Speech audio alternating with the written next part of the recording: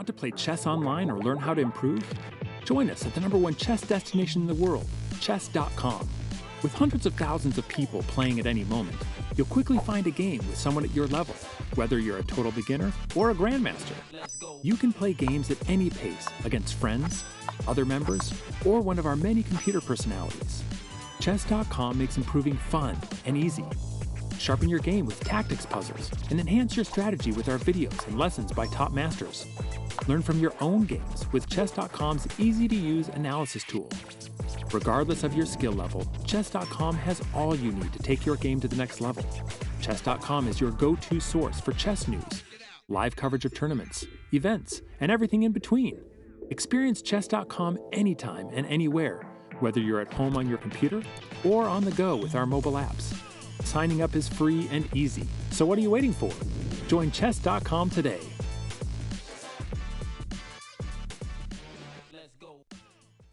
Hello and welcome everyone at the FIDE Grand Prix 2022 tiebreaks in the finals, and we do have only 2 players now fighting for the title and the best of the prize. I am happy to be rejoined again with international master David Pruess. Welcome, David, at the show. Hi, Keddy. Thank you. Very happy to be here for this tiebreaker. I saw somebody in chat a moment ago saying, get ready for another draw. Well, no, we are definitely going to have a decisive result today. That's why it's called a tiebreaker. We are going to see one of these 2 players win today, and I am looking forward to that. That's actually true, David. We cannot see the share of the points here anymore. We are going to see all the fights, and we might also see the Armageddon. Let's take a look at the format of the tiebreaks and how we're starting the day, David. Yeah, you've got 2 rapid games. That's what we'll be seeing first. 15 minutes plus a 10-second increment. It looks like a 30-minute game, but actually it can take, 50 minutes or so with the increment on there for one of these 2 games to get played. The goal here is to score 1.5 points out of 2 to finish the tiebreaker, finish the match, finish the Grand Prix, and win all the money. But if those 2 games are tied 1-1, we go on to blitz games with 3 minutes and 2-second increment. Again, that's a pair of games, so they get 1 white, 1 black. If that is tied, we finally go on to what Keddy has been waiting for, the Armageddon.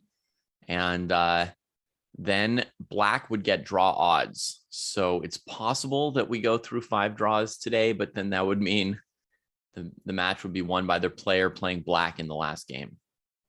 That is right. And we here have a lot of, for the players, 150,000 euro prize fund. And these 2 players has guaranteed already 18,000 euros. That's the runner-up's prize, but the winner will get 24,000 euros and also the title. We already know who will be the qualifiers from the Grand Prix series this year. And now this result will not really affect the overall standings of the Grand Prix, but the game is very important. The match is very important. David, who do you think is a favorite in here and how the match can go? Yeah, I don't have a shocking opinion. I mean, there's only 2 choices. It's either Hikaru or Wesley, and it's clear right now that Hikaru is the favorite in rapid and blitz. So unless somebody has some inside tip that, Hikaru's not feeling well today, or Wesley's feeling really, really, really well today for some reason, then we have to imagine that Hikaru is going to be the favorite. Although he's lower rated than Wesley in the classical rating list and the classical format that's been played so far. Today, we've got rapid chess, and if that's tied, we've got blitz chess. In both of those, Hikaru is now #1 rated in the world, ahead of Magnus Carlsen on the FIDE rapid and blitz rating lists.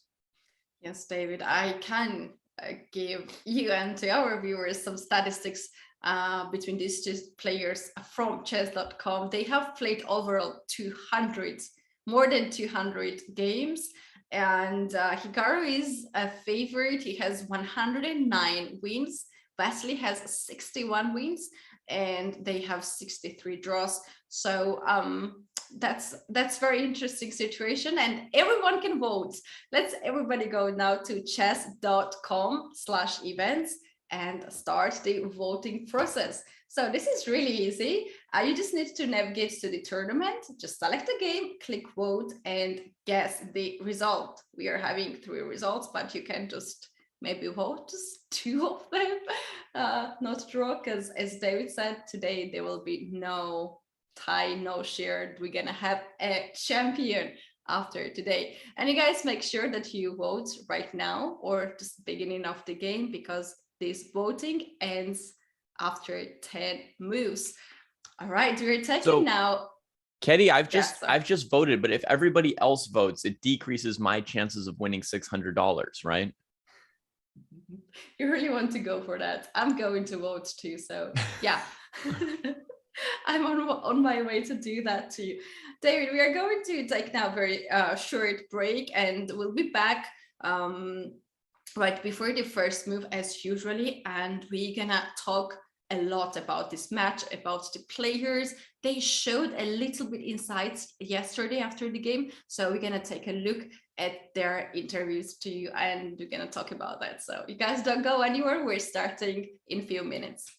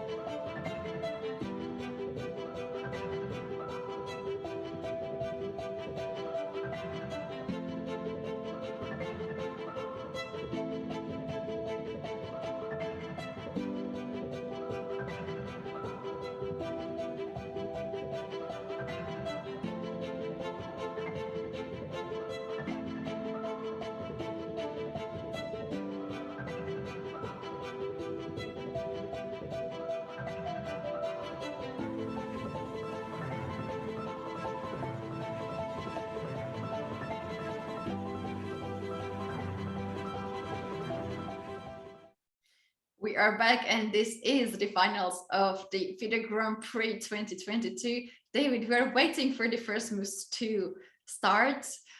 Players are already in the playing venue, getting ready for the first moves, and they will start in few minutes or maybe even seconds. What is your prediction? First move? Is Hikaru Yeah, going to play? Yeah. I was wondering about that, whether Hikaru would play B3 again, and whether, you know, playing E4, D4 is a sign that he's just going for, you know, some opening theory draw in the classical games, but in real chess, when he's trying to win, he would play B3. But I could not have wished for a better opening than this. He's playing the Vienna game, Keddy. That is good. I have no idea how to play here with white or black, because I'm not Vienna player, but it sounds really good. And we need your tips here. It's one of my favorite cities in Europe. I like it very much, but I'm not really good at theory in here. Well, I'll say this, like, you know, it's a more fun option, Vienna, than Berlin, right? They're playing in Berlin, but the Vienna game is more exciting.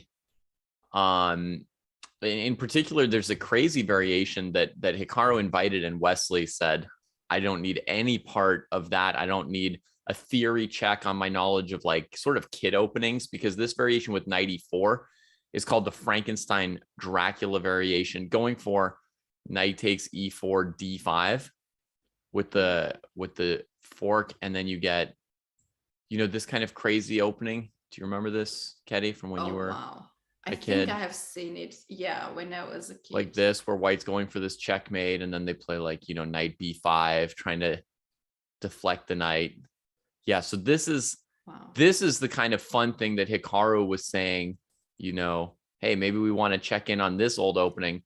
But Wesley just plays a simple move, bishop c5, and, you know, it's a clean move, nothing wrong with it. Black's going to be able to get developed. What white might gain in some move orders here is the option to play a king's gambit, where you don't allow black to quickly play e takes f4 or d5, win a pawn, or take over the center. But this move c6 from Wesley is interesting. I think he's saying that if white plays f4, he's going to play d5 immediately. And depending how much... This f4 is not too dangerous for white, because the bishop is already developed on c file, so there will be some difficulties to castle on the short side. So after f4, I love this move to fight for the center, to open up the f file, but then how white is going to take care of the king. Right. So one option is castling queenside. Another option is you deal with this bishop, either with bishop e3, defended bishop e3. You know, we prepare that, then we prepare bishop e3, then we play bishop e3, then we prepare castling, or sometimes knight a4 to track down that bishop and trade it off or get it off that diagonal. So like, for example, if Wesley had just played knight c6, then we could have gotten one of the most classic variations of the king's gambit declined. If the computer here will let me drop this knight here. Oh, d6 didn't get played. See if I can get there. All right. So this position here, this is an extremely classical variation of the king's gambit declined, where black has just done very clean development of all the pieces and preventing white from castling easily. But white got this extra pressure on the center and needs to, you know, figure out how to turn that into their advantage. It's an interesting line, but Wesley doesn't go for that one, right? So he plays c6 here, and the consequences of f4 e5 here would be interesting, but they're already moving along. So let's see a couple more moves of what they did. We can always come back to this moment, because I actually don't know the theory or the result of f4 d5 here, but Hikaru played queen e2. Is he going to develop the bishop next move, like bishop g5 and long castle? He could play bishop g5, bishop d2, or bishop e3 next move, and maybe castle queenside really quickly. He's also sort of preventing d5 for the moment. And, you know, the c6 move, I think, really wants to play d5. So if you don't get to play d5, there will be a question of how good it is to have a pawn blocking your knight. That's why he played queen e2. It was actually in against d5. After d5, you take d5 pawn, he takes d5, and then you take the queen on e5. Maybe that's actually his idea rather than long castle. Yeah. All right. So I mean, could be a part of it here. Wesley decided, if I cannot play d5, then I will go b5, and I will start to play on the queen side and get more space advantage. And he went here for b5 and then d6. And he did not fight for the center anymore because this e5 pawn is hanging. The knight attacked this pawn and Hikaru castled in here. And David, at this point, besides knight d7, I can see in the database that there is also bishop g4 move to pin the knight. So for this reason, actually white plays h3 before castle to avoid this bishop g4 or knight g4 moves. Yeah, but anyway, it was not played from Wesley. Yeah, bishop g4 would have been a possibility here. White might have been forced to play h3 g4 in response, just because there's not a lot of other good ways to defend the knight and be able to move the queen and the knight again. Right now, neither can really move.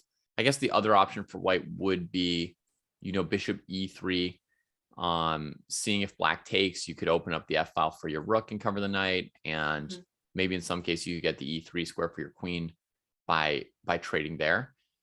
But white would, yeah, I mean, white would probably have to play either h3 or bishop e3 there. But Wesley just played knight d7, and Cassie, I already am regretting my prediction that Hikaru would win the first game in that little voting thing. I assume I have to get the correct result when I vote if I want to win the $600, right? Okay, so I voted for Wesley in the You first voted game. for Wesley. Yeah. Oh, so you could be in a pool of only 10 people with a chance at Yeah, that was my right. idea, because I saw more than 100 people voted for Hikaru and Wesley had only 7 and I was 8, so that was just yeah, you've got big chances here, because basically this position is already good for black. It's basically got a feeling of one of those slow Italian games or gioco pianos.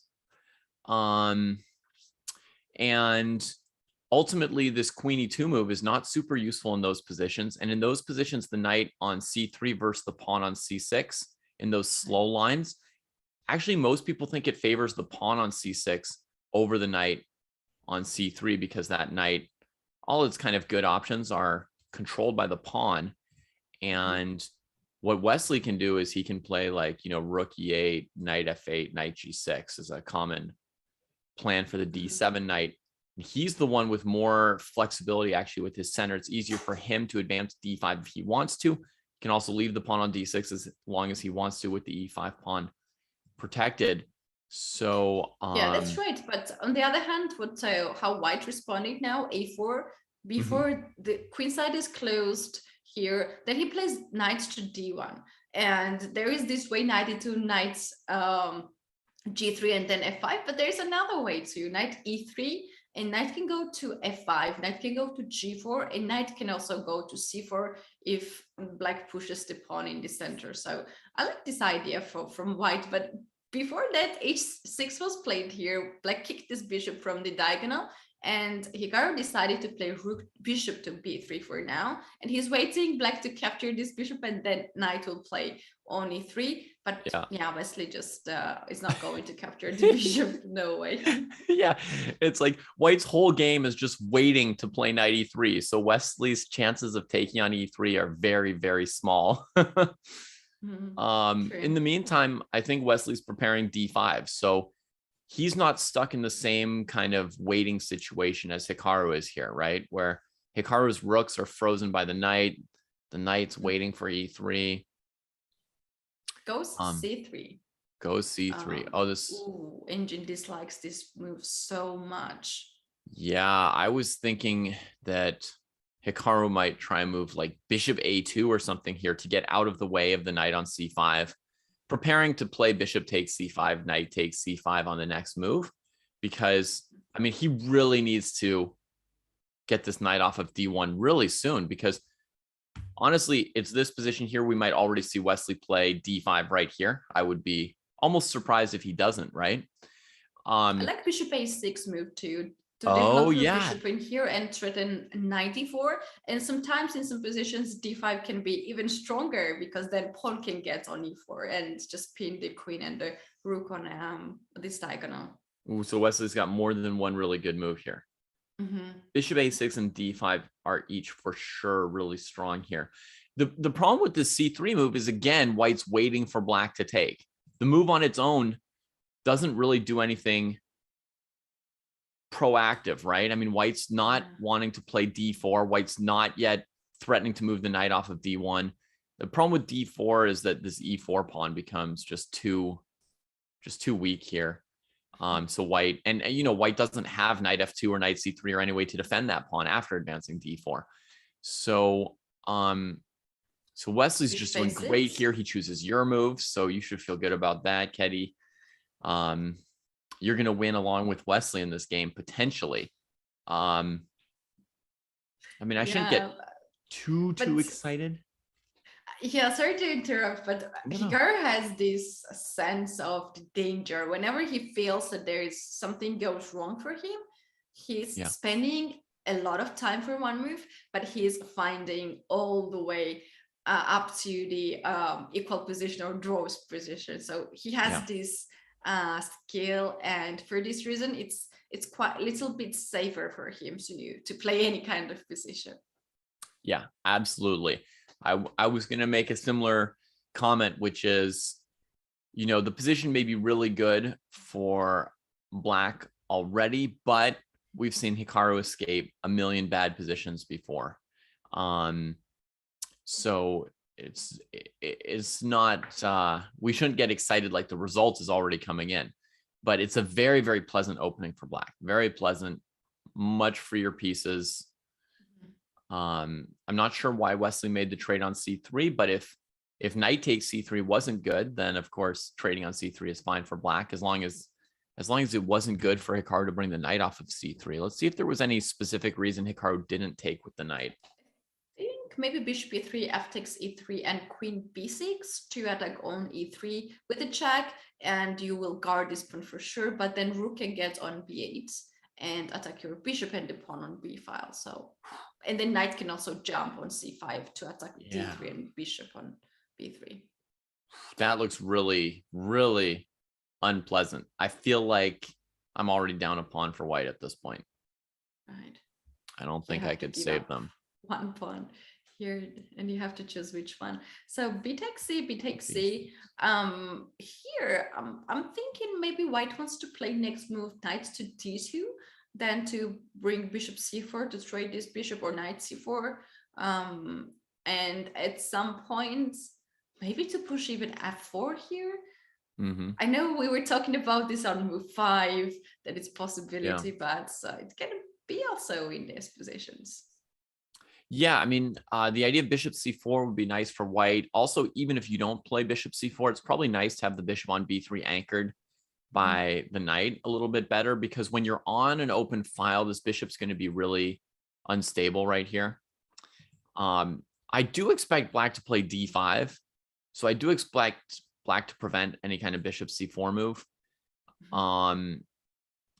Partly because what else is Wesley going to do? I mean, I suppose he could spend a move on rook b8, but at some point, I mean, it's just very desirable to play d5 with white's knight on the back rank. You know, I mean, you make progress. Okay, he plays rook b8 first for now. Yeah, David, we can point out that knight e4 here was not a good choice for black to take this pawn, because black has to give up the knight first and then bishop for the rook and the pawn. And at this point, just white's pieces will get more active, and there are not too much of open files for the rooks and not too much weaknesses for white. So this is just not necessary sacrifice from black side. And Wesley did not even consider that, I'm sure. Instead, he put rook on the open file, and now he threatens bishop d3, yes or no, because after bishop d3, if queen takes, then you take a bishop, but there's also intermediate move bishop to f7, and that's a check. So for now, maybe it's not hanging. I think what he may have been threatening would have been the other order, rook takes b3 first. And it's not like a crushing threat, but it's a playable idea to play rook b3, queen takes b3, and then bishop takes d3, attacking the rook and the e4 pawn. White would probably have to keep their rook and black would take on e4. Now, that's a trade of a rook for bishop and 2 pawns. Depending on the situation, that can be good, bad, or just equal. In this case, I would say 2 central pawns, it would look somewhat better for black, but black also already has a better position. So maybe it's not even desirable. Maybe you'd be better off just playing d5 and keeping the position you have. Yeah, that's right. You can just keep it go. Rook e1 has been played, but I do like this move, rook to b3, sacrifice, and then bishop d3. David, if you get e4 pawn, and shortly you will get that, then d5 will be even stronger center. d3 bishop takes a lot of squares from white. Knight from e4 controls everything. Next, you can also trade the bishops, dark square bishop, and then cause more weaknesses on f2 or c3. So are you thinking that maybe even here without the rook on f1? Yeah. He could try it. And then let's see what it would look like. It would be. Oh no, he went d5. He went d5. Okay. So let's go back to the game for a second. So he went d5 in this position. It's generally speaking the move that I wanted him to play. That knight is still on d1. I wouldn't want to put bishop d3 is a threat, right? Bishop d3, queen takes d3, and e4 pawn is hanging. The knight and the queen are forked, and also bishop is hanging. All these moves, all black's moves are by the threads because of the pawn structure, because of the active pieces. Yeah. And this doesn't give Hikaru easy time, but look at his time on the clock. He still has more time than Wesley. Yeah. All right, tucks the bishop. You remember that's the move that I thought white would play several moves ago. I was like, I don't know what white's going to do, so maybe bishop a2. Part of the point of bishop a2 is in some cases to be able to trade on c5 without losing a tempo against the bishop that was sort of dangling there on b3. Yeah, and also now bishop d3 is not a threat anymore, because after queen takes d3, and when you take d takes c4 and fork white's queen and knight, now white has queen c4, and this bishop and the queen just team up, attacking on f7, and also c5 bishop is hanging. So white can just win a piece or to weaken the king side. Right, that's a sneaky way out of bishop takes d3, because bishop takes d3 looked like, you know, potentially a real threat here, and all he did was step back. So you could still consider bishop d3 in Wesley's seat, but it would be wrong here. That's right. I really wanted to see this rook b3. I don't like that black kept the bishop, white's bishop on the board. This a2 bishop, for now, maybe it's like half blocked, if that's a term, because of this d5 pawn. But even in the end games, this bishop can create so much problems on f7 pawn. Secretly a pretty strong piece. So from Wesley's perspective here, if bishop takes d3, pawn takes e4, that's kind of the first thing you can just calculate, check here if you're playing a game. And then if you don't like it, then you have to start looking for something else. I was going to try and guess his thought process, but he's already ahead of us. He's been thinking about it for a minute or two, and he makes his next move. But I was going to say, what do we look at next for black if we don't like bishop takes d3? He took the bishop on e3, David, and maybe he wants to play knight c5 next move to attack the d3 and also e4 pawn in that way. So maybe he's looking to ramp up the pressure on white's pawn structure right here. And to do this, what he has to watch for is moves like pawn takes pawn and d4. Those are kind of the moves you have to take into account, and also knight e5. Sometimes, this is the other move you have to calculate. If you go for something like this, is some kind of counter on this pair of squares. So interesting. Something is happening here. Oh, they've moved, have they? I'll go back to the game and see. Knight c5 is the last move that black player played. Oh, did play knight c5. Okay, so what we're looking at is very relevant. So you were right about Wesley's follow-up with the bishop e3 trade. He was going for knight c5. And I hide a secret, David, if you don't if you don't know yet. You have a secret? No. I just guessed the moves here. Okay. I don't know his lines. No way. I cannot read his mind. Do you? Okay. Now you're leaving everybody wondering if you can read Wesley So's mind. Or lines. So we'll look at this knight e5 move. We can just do a little practice calculation here, folks. So that's what I'm considering. Rook d1 was played. I'm not sure about this, but David, Rook d1. Because now, no, it's not happening. Now you're wondering, is there some way for black to take twice on d3 and then win on e4, but white could trade queens on d8 if black went for that, right? Yeah, but what you can do here with black is to take e4 pawn and then move the queen away and just hit on e4 pawn. So how white is going to guard is knight d2, and this gives up d3 square. So you can start bishop d3 and this queen is just... Yeah, I would like to trap the queen, but maybe I'll just take a center pawn for the moment. For now. I mean, it just shows that white wasn't able to defend that pawn. So just to be clear, everybody, the live position is rook d1 has just been played.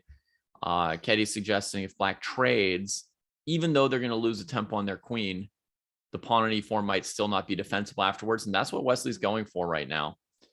That's what he played. Pawn takes e4, bishop d3 could be played directly here as well, right? In addition to moving the queen, black could maybe just play bishop d3. Here, bishop d3 right away. Yeah, I guess. Yeah. Is that not in Wesley's lines? But it can be some... Oh, he goes for it. Wow. What happened there, Ketty? I mixed the lines as usual. He played bishop d3. Yeah, nice. It's nice. Now we can anyway go queen c7 and have the same position. Yeah, queen c7, queen b6, queen e7. Actually, since you control b1, there's really nothing wrong with queen b6 as well, because you can play queen b2. Once you've got an extra pawn, then you put the second rank into your back pocket as well, and go play that endgame. Oh, I like that. I like that. Queen c7, I suggested earlier before bishop d3, because I don't want it to just allow white to sacrifices on f7 in any ways. And also e5 pawn can be guarded by the queen, and then rook is free to move maybe on d file. But queen b6, I like this move even more, because there's open file, and queen b2 can be a serious move here, a serious threat for white. Yeah. Okay, so basically at this point, should we count the e4 pawn as already being dead? Is Wesley up a pawn here? I think yes, it's like attack 3 ways, and you just need to move away your queen and how you're going to guard it. Right, attack 3 times, defended 0 times. It's really in that realm of being dead while still on the board. That's right. Yeah. And now a4 pawn is also hanging. Maybe somebody in the chat would ask about that, but David, we're not taking that kind of pawns, because it's actually not really hanging. White can take the bishop to f7, and then knight on a4 will be hanging. So yeah, Wesley just played queen b6, but I'm going to show Ketty's line for people who like to just see it on the board. Oh, maybe bishop c4 even? Takes on f7, takes the knight, and then you still have to get this bishop extricated on the d file, and that's actually going to be awkward for black at that point. So yeah, everything can change pretty quickly. But as Ketty said, I mean, we're not even looking at that a4 pawn when there's something as appetizing as the e4 pawn. And Wesley played queen b6. I feel good about that move. I think that queen b2 with like a knight on e4, you start attacking f2, you've got the second rank, starts feeling like white is on the back foot as well as being down a pawn. Like they can't get very active. They can't give you too much trouble with your conversion. If you can get that queen b2 move in, you feel like you're really in control and you can take your time. That's right, David. And also like can have this in mind, this kind of idea to play bishop e2 to attack the rook, and when rook moves away, then to take the knight on f3, double the pawns on f3, weaken the king, and then you can start to play knight h5, knight f4, get this queen back, and start to just give some check. Maybe not here is the precise idea, and the best idea is now pawn is hanging, and white has to guard that, and probably black will just take a central pawn. But that's something that you have. It's good that when you have like at least more than 2 ideas on the board. Yeah. In terms of the time situation and the complexity of the board situation, 5 minutes for Wesley with a 10-second increment. If he gets like some kind of endgame scenario with queen b2 and an extra pawn on e4, I think despite all Hikaru's prowess, Wesley would have very, very, very good chances to win that kind of endgame. He had a couple shaky moments in the tiebreaker on Friday for the semifinals, but the shaky moments were sort of in the opening / early middle game, taking some risky decisions, in sort of chaotic positions. That's also, one of the places where Hikaru can, trick people with some, just amazing board vision. But once Wesley got to the end game, he converted both his games really, really smoothly. And he didn't have much time left in those 2 phases, but his end game instincts were so close to perfection, I would say. I mean, he was really in charge when he got into those end games. The moves just looked kind of perfect.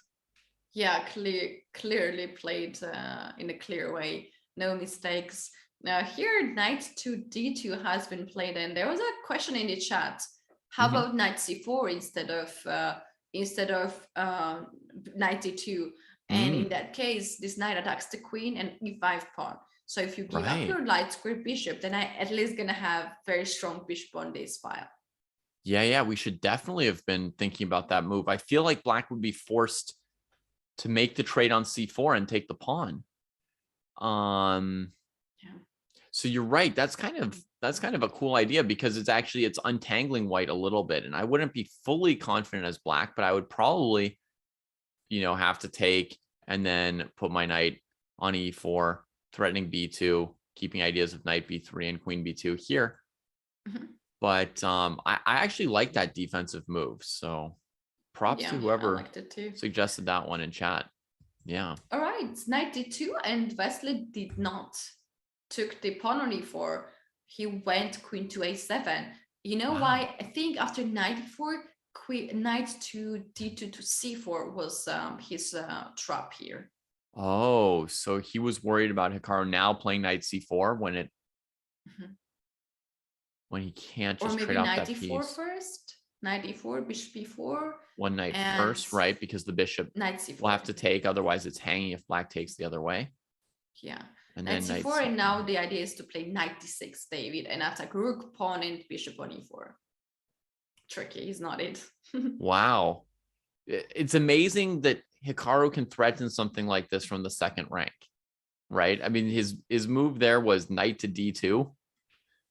And this move secretly threatens, a knight d6 variation with some that bit of counterplay that you just don't want to see if you're black in this kind of position. I had to say this, but I told you that queen c7 is better move because it's just so quiet there. Now we had to play another move, and he's delaying to take the pawn on e4, and maybe white has enough time now to get at least something. Like, for instance, moves like knight f5 looks very nice to me to get this d6 square. Looking at that square again, yeah. Yeah, or maybe there is some version of one of these knights coming to c4 here that could try to transpose, basically.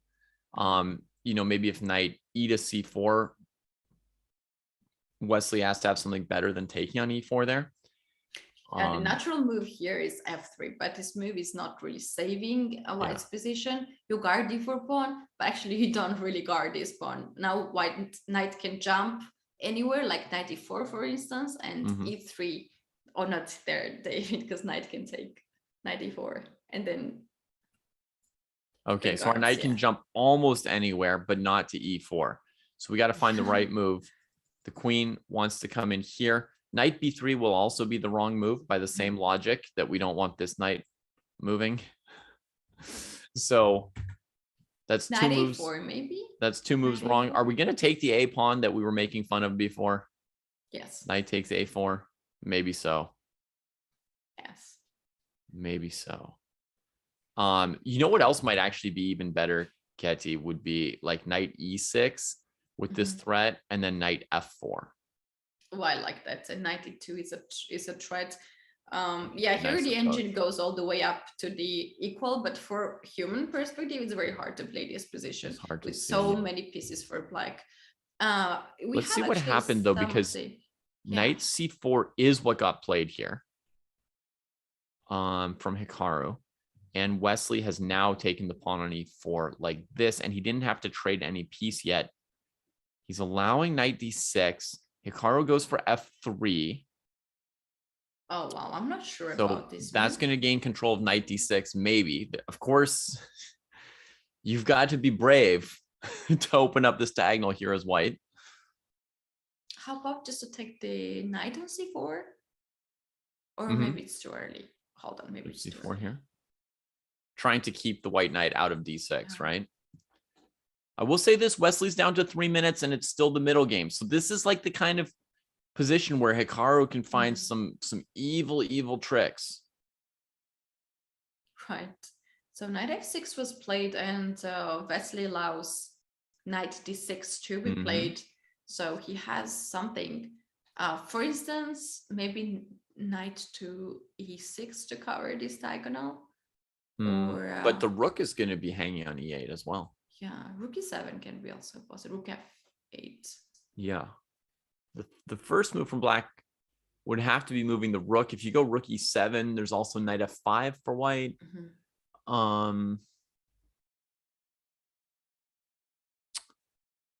I would not be fully confident here. I would not be peaceful as black. It's really hard to lose a game here for any of these players, David, in this format, because when you lose a game, then you have another chance and you need to score a win, which is extremely hard. And yeah, if Hikaru loses this game, he will be in very bad situation to come back. Yeah, definitely. Then he'll have to win with black. I mean, it's doable. He's done things like that before. But definitely in a 2-game match to lose a game is not a good start. All right, knight d6 was played from Hikaru, and look at that. Wesley playing rook f8 really quickly, preserving his 3 minutes at the moment. And it's a somewhat rare thing to see Hikaru behind on time in a rapid or blitz format game. King h1, that's got to be a good move. If you don't have a clear follow-up as white, get your king off of that diagonal. Give yourself some more room for the tactics to go right rather than wrong. That's right. Bishop e2 is maybe not the most accurate move.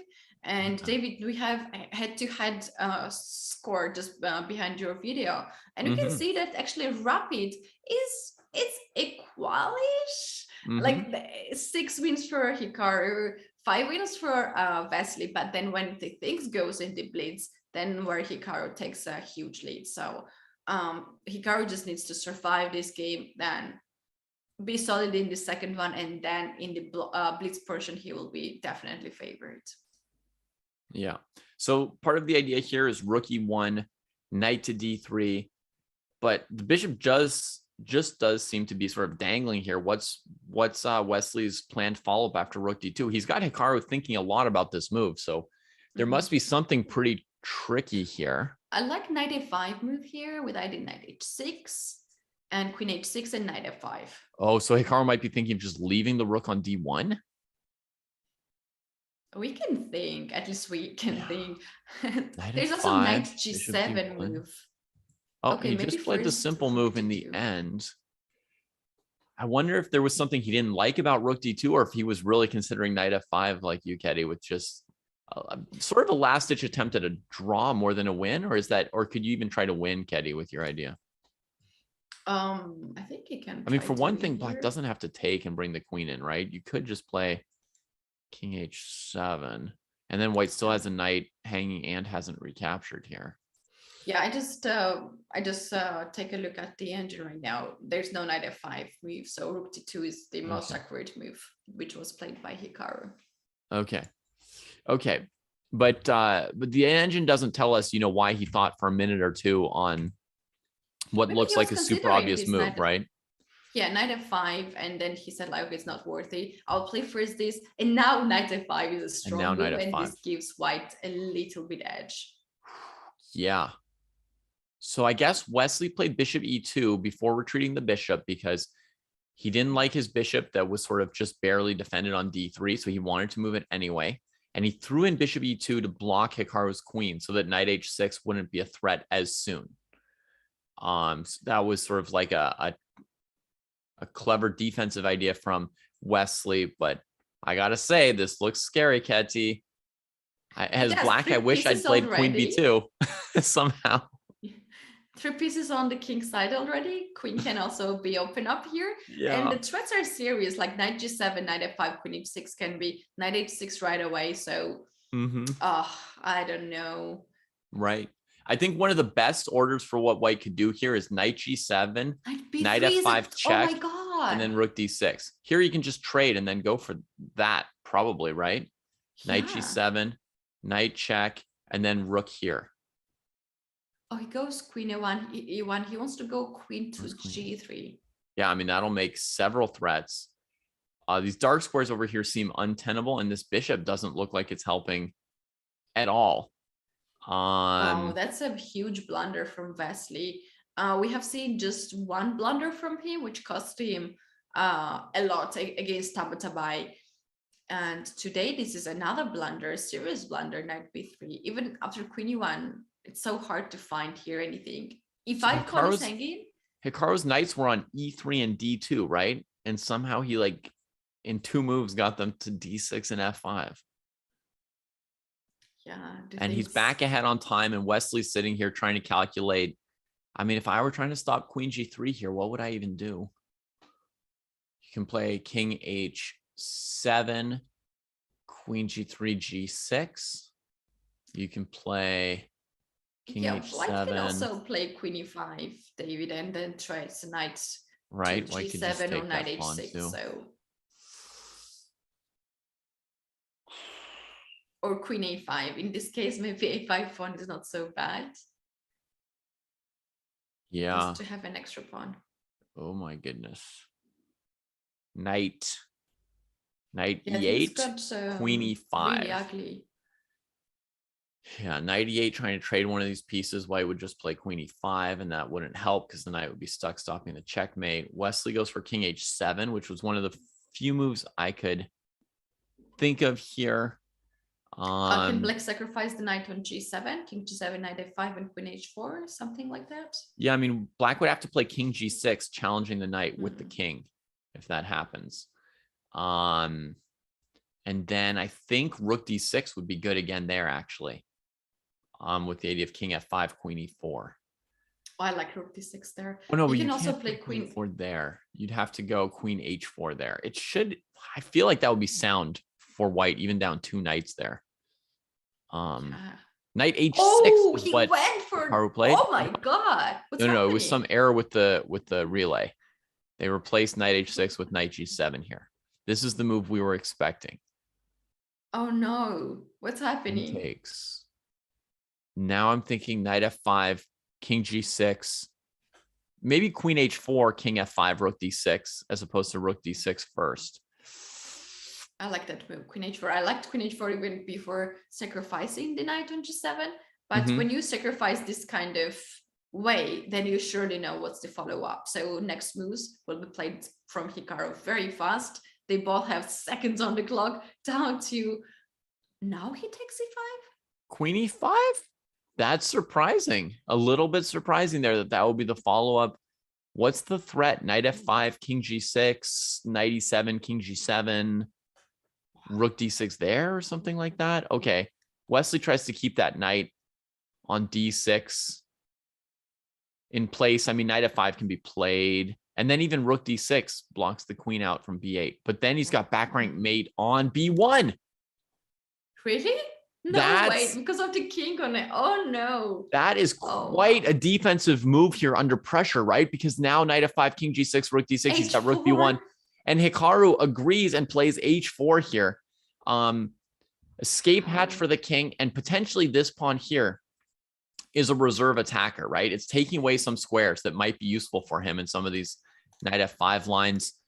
h4 is the only move here, David, that computer shows that it's still good for white. Other moves were just not good at all. Okay. Wesley brings the queen to g6, which looks a little bit awkward to me. I mean, when you're low on time, your instinct is just put a piece near your king. But it feels a little bit awkward because now the king gets pushed off of defending the knight. So it's still like the black pieces are almost stuck. Like rook d6, what's the plan? Maybe rook g8 counterattack on the g file. Rook d6 or happened. bishop f1. Rook g8 or bishop f1, yeah, for a back rank, for another mate threat for black. G4 for white could be expected, and then maybe queen takes g4 could be the idea.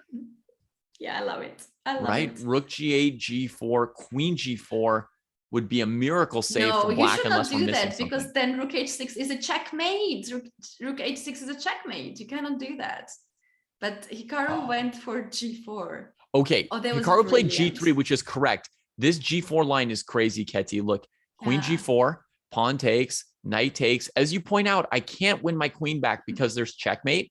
But the king can't go onto the g file, or I will take the queen with check from the rook. Right. So we get, well, here I get bishop f1 checkmate, sorry. But basically we're supposed to get a perpetual here with knight f2, king h2, knight g4, etc. We can't take the queen, but queen g4 would still save the game. Let's see what's happening after g3. Rook e8 played. Oh, wow. Giving back the piece, rook check on the second rank. King has to come up to h3 for the endgame. Doesn't want to be trapped on the second rank. Bishop c8 maybe? Bishop c8. And if you take my queen, I'll take with the pawn and your knight is pinned. Well, now white can play g4. There's no longer a knight. And Hikaru does. And we're going to trade everything off on f5. Get a rook and pawn ending. Rook e3 probably to take white's up a pawn. Third rank.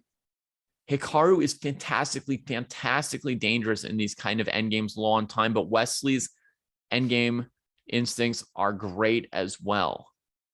Right. I think Hikaru should go at some point h5, not to allow white to play king g4, king h5. It would be just so unpleasant to get this king there and take h6 pawn. He can play h5 right away. He can also start with rook to e3. So he goes c5 first. He wants to play maybe rook e5 and guard c5 and the attack pawn on f5. And he want to makes this c3 pawn a potential threat. He really wants to capture the c pawn, not one of these f pawns. Right? Because in this position, I mean, an obvious choice for Wesley would be to attack one of white's f pawns while losing the c pawn. You don't actually want that scenario here as black. That's very dangerous for white to be up to protect the passed c pawn. So he goes e5, and it looks like he's going to collect the c pawn here. That is, this is going to be a draw. This is going to be a draw. It's a dream scenario for black because what you can do in these situations is you just sort of brain dead push your c pawn. And when white goes after it with their rook, then you trade the c pawn for the a pawn, reduce the material to one side of the board where your king is there to defend. A passed pawn for white on the queen side is the greatest danger for black. It is, and I love the way how here Hikaru plays, gets more and more space advantage on the king side because it can get dangerous for black indeed. Maybe king g7 now or king g8. Yeah, king g7, we're not going to sack. F6 is fine. Not going to sack this pawn pointlessly. So let's come in here. No, I think it's just fine here. Black has nothing to work. King f6. If he needs king g5 is also possibility there. So rook a6 was played to cut this king. White wants to play f6 now and kick this king back. Karu's coming up with something. But Wesley still has 50 seconds on his clock. If he had 5 or 10 seconds on his clock, this trick might mess with his mind. But I think with 50 seconds, I'm feeling pretty confident in Wesley's technique here. He can just go king G8 or even C2 here. C2 is a good move here as well, right? No, then rook check and rook back to C7. I think he has to take care of the F7. I think king G8 is probably right. And if rook E8 to F8, then you can play rook A7. Yeah. Yeah, king G8 is on the board. White can force the king away from this pawn with this technique, rook C8, rook F8. But here there's rook A7. And white would just say, oops, why did I play rook F8? So the game's about to end, folks. Any moment now it's going to pop up, draw agreed with some kind of a repetition here, because rook C3, rook A6 wouldn't leave white anything to play for either. Yeah, if you take C3 pawn, then rook A6 is the black's move, and black will take F6 pawn and nothing to be worried. I saw handshake has happened, so they ended this game in a draw. And David, this is exactly what we want to see, because we are just not very close, one step closer to the Armageddon that I'm dying to see today. Okay, one step closer. Ketty rooting for 5 draws today. Not your normal style. Violence today. So here we have another draw in this match. They have not scored any point yet, but it makes sense. They are best of the players. Out of 16, they are final 2 who are standing at this tournament, both of the representative of USA team. You guys should be very, very proud of these 2 players. And yeah, that was very interesting. David, we're going to take now a break. We'll be back earlier, and we're gonna take a look at this game because there were some key points and we need to go there back and check it out, how it could be played better. So you guys don't go anywhere because we might see Armageddon today. So yeah, we'll be back in 2 minutes. Hikaru Nakamura is playing for the win, even though his opponent has a pawn one step away from becoming a new queen. It's sensational the amount of risks Hikaru is taking here. It seems like black is making some progress finally, and well, he just made the decision to trade off everything. He did get a draw, but that could very easily have been a win. it looks like it should be winning for Sara. I mean, black only has that one queen in the attack, and white has an extra piece and lots of pawns. I think we're going to see a little bit of an upset in this game. And Musachuk ends up losing on time, and Asobayeva confirms her excellent form by winning that matchup. This is incredible. Bartosz Sachko is up a piece against Magnus Carlsen. Sachko, playing in his native Poland, has a winning position, and Magnus resigns. Sachko is on a perfect score, having defeated the reigning world champion. The lead just keeps changing. Asobayeva has already been in the lead, and now she's going to get it back. I mean, because this game is about to be over. And Shuvalova has to resign. In the end, she was 5 pawns down. There's no hope saving that. We got Sindarov and Fedoseev is actually the battle of the leaders on 7 points out of 8. There's a pawn endgame now, only pawns remaining, and Sindarov is going for the win! Sindarov is going for the win! Fedoseev rushes his king back into defense, and the guys agree to a draw. Oh my gosh, and both of these players remain in the lead. Aronian with an extra pawn in the rook endgame, and Fedoseev, he's unable to do anything about the white pawns in conjunction with the white king just making their way up the board. It's over! Levon Aronian taking the lead in the tournament. Aronian rushing his king over to the left-hand side, trying to get rid of black's rook. The king is now coming to the aid of the pawn that's only 2 squares away from becoming a new queen. And Aronian is making very good progress here. And Anish Giri resigns the game. Levon Aronian, 13 points. Fantastic result. He's playing so confidently. Hikaru Nakamura is not on the list. He tested positive for COVID and had to withdraw from the tournament. Sara has a 1.5 point lead. She's gonna win it if she wins this one. Look at this. Bibi Sara with her queen can go for the queen trade. If the queens are traded, she's going to win this game, and she does go for it. The queens are traded off the board. The bishop coming in against the white king to give a check, and Goryachkina resigns. Asobayeva is the world champion. A lot of credit to our women's world blitz champion, the young player from Kazakhstan, making her name known to the whole world. Maxim making his calculations. Can he stop that black pawn in time? And he thinks he can do that after lots of captures. It's Aronian who's down by a pawn, but Aronian's king is unable to assist against the white king making its way forward, and Aronian now will resign the game. And what a stunning turnaround there. He made a couple of mistakes, and the Frenchman capitalizes on that. Dubov trying to get his pieces pointing in towards Black's king, but Alireza has a pawn one step away from becoming a new queen. And he has made a queen, and he knows that he can always sack that queen for the bishop. And that is the end of the game. And we're almost certainly guaranteed a tie for first place after the final game. He's using his queen to help out. That pawn is moving forward, and Aronian now, he's gonna have to resign. The pawn is becoming a new queen. Aronian does keep on playing, but there's no hope. He resigns the game. Was that the championship for Alireza Firouzja?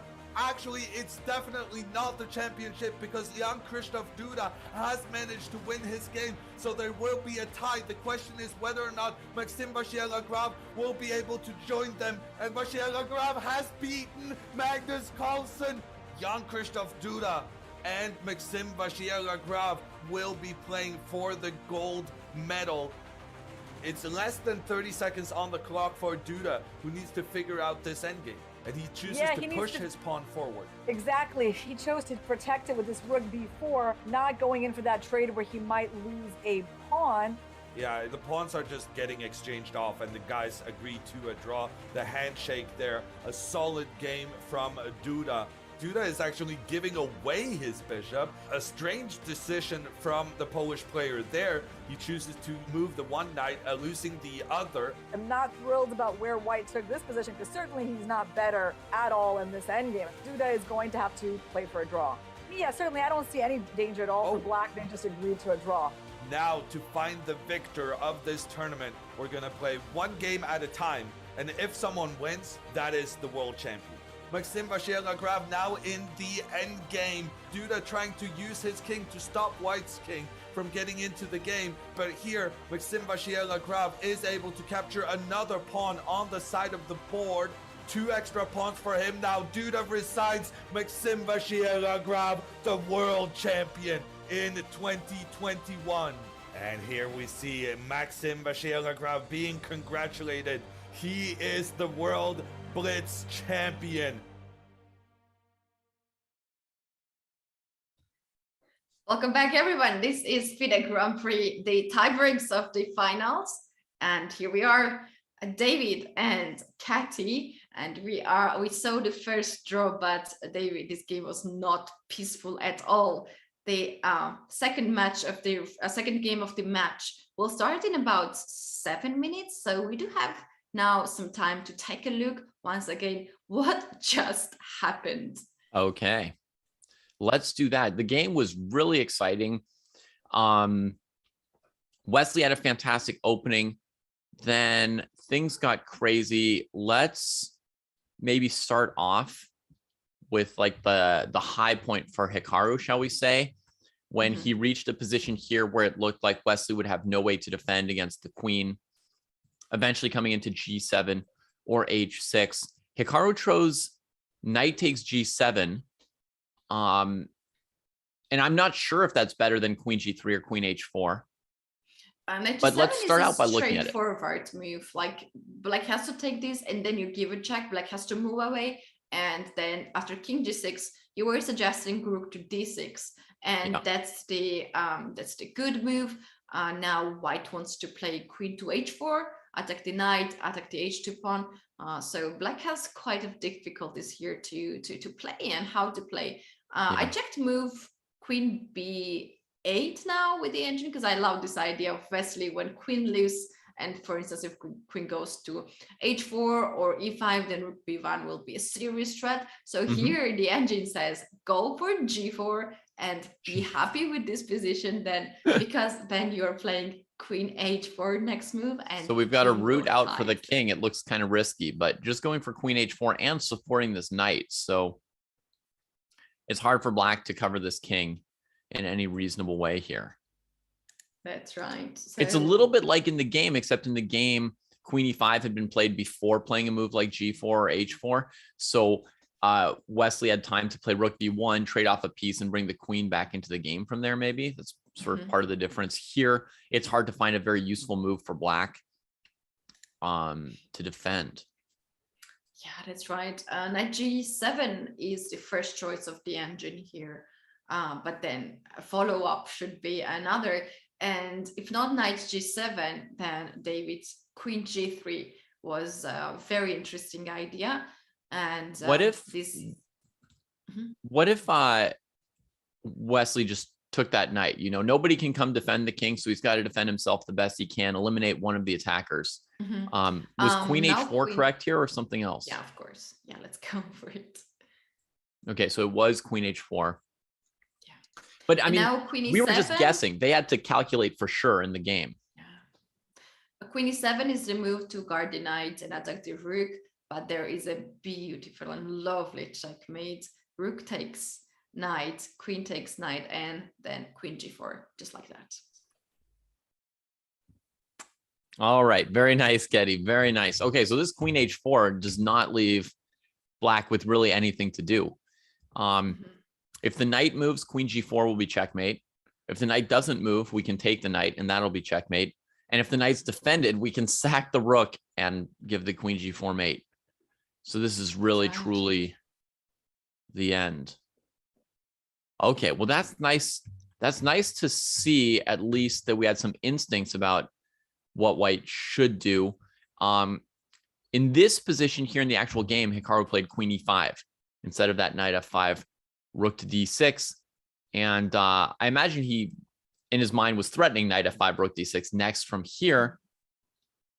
And I think a lot of credit has to be given to Wesley for this defensive move, queen b8, the beginning of a sequence of incredibly hard to find defensive moves for black. Many of them probably only moves, not that I've checked the computer on it, but it had that feeling of like probably every move loses, except somehow Wesley just barely did not lose.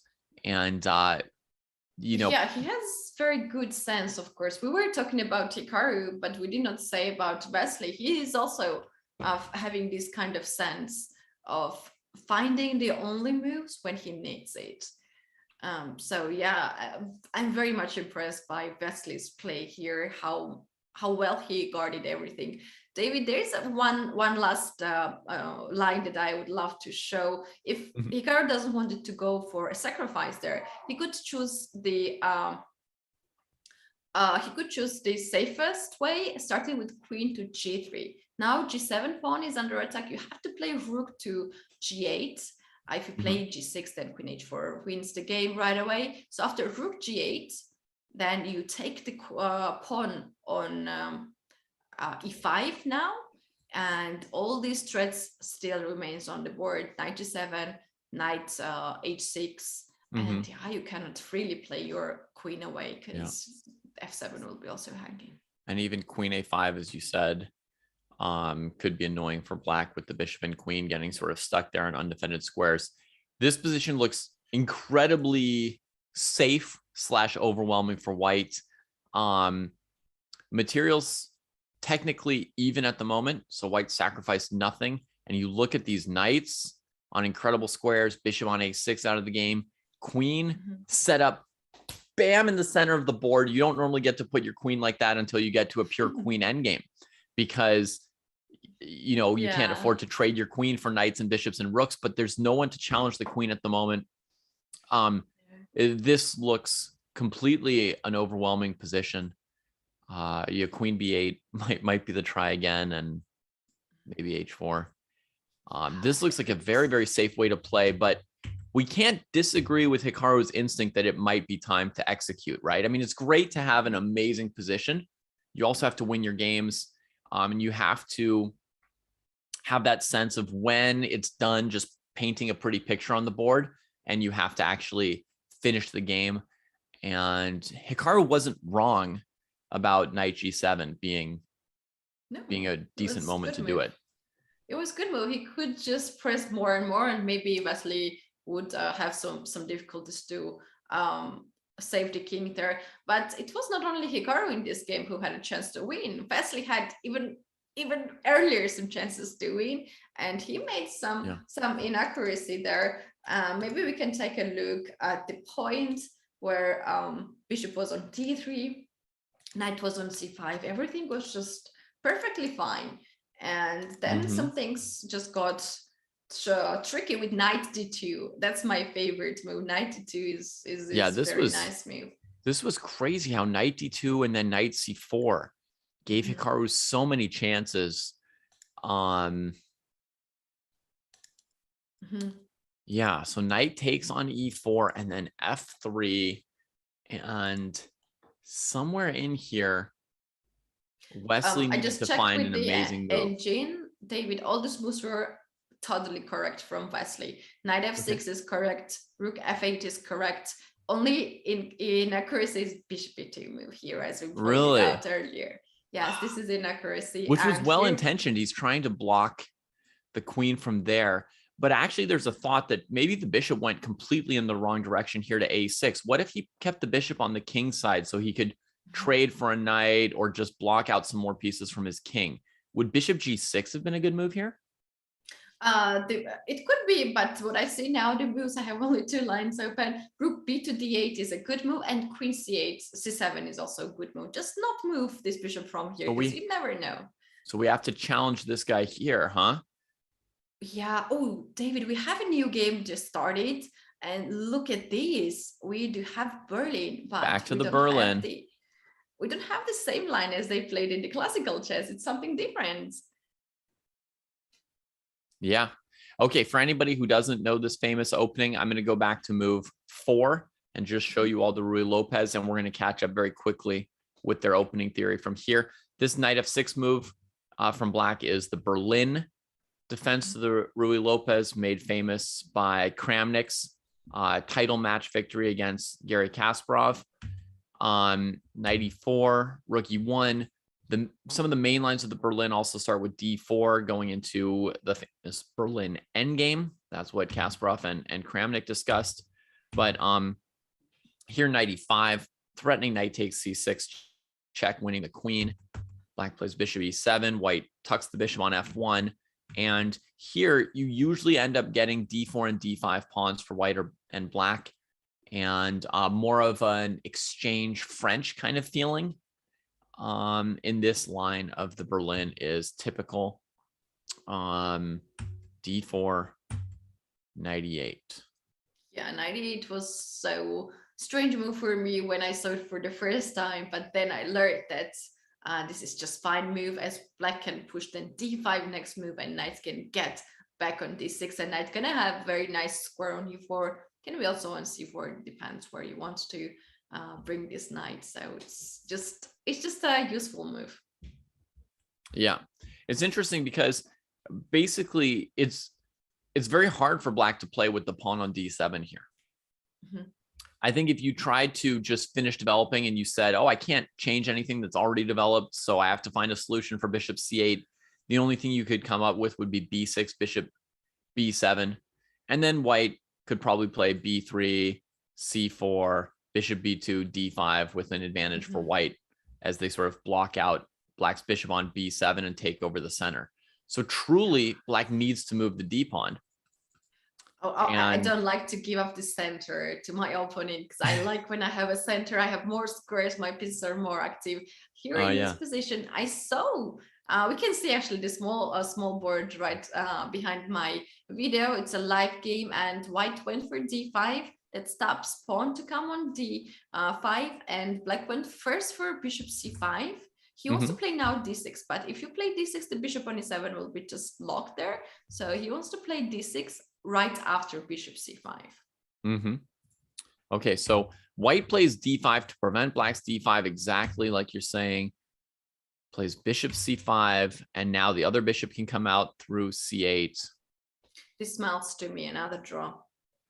And 2 steps closer to my biggest wheel today. It's true. It's true. Your odds of an Armageddon have probably gone from 10% to 20%. Probably doubled your chances already. Very good. That's what all of us want for sure. Oh, it's too late to vote on the result of this game here. More than 10 moves have yes. already been played. That's a good point. We forgot to do that. I forgot to. Okay, next game. We're gonna do it next game. Next game, we'll get it. All right. So the moves came in quick here. I mean, both players are going to know some decent opening theory on this position.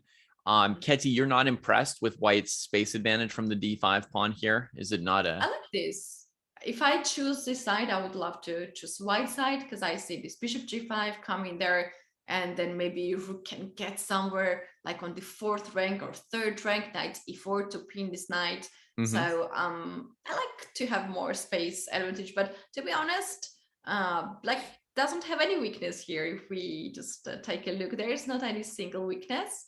Right. And if he finds the way out, how to just concentrate all the pieces on the king side, where White wants to start the attack, then it will be just fine. But now David, bishop g5 is not working probably, because after bishop g5, there's bishop f2. This very typical idea. So now we have to take this bishop by the king, otherwise you lose the rook, and knight g4 is a check, and just you can take back this bishop and you have very good position. Yeah. That's unfortunate. That's unfortunate. I mean, from Wesley's perspective, because I think if you could play bishop g5 here without bishop f2, as you said, Black's got like no weaknesses, but if you could play bishop g5, that would actually pose some problems for Black, because the bishop on c5 can't support the knight. And so it's hard for Black to untangle the knight and queen, right? Like, I think if Black weren't allowed to play bishop f2 here, their position would probably be pretty tough. I mean, knight e4 next with queen f5. I don't love h6 g5 for Black, but I mean, knight e4 is coming. So it could be a big problem. Yeah, that's right. But David, here, if White goes and guards this pawn on f2, plays, I don't know, queen f3, for instance, I like this move, queen f3. And so also bishop g5 will be stronger now, as it will threaten to double the pawns on f6. And if Black plays h6 now to avoid this bishop g5, maybe this pawn will be a target, and White can play something like queen g3 next move, and knight e4, rook e4, another rook on e-file. Yeah, I'm wanting to play rook e2 first here, and then maybe some of the moves that you're suggesting. But yeah, I mean, h6 could be a little bit of a target. So, oh, we've got a move in the game.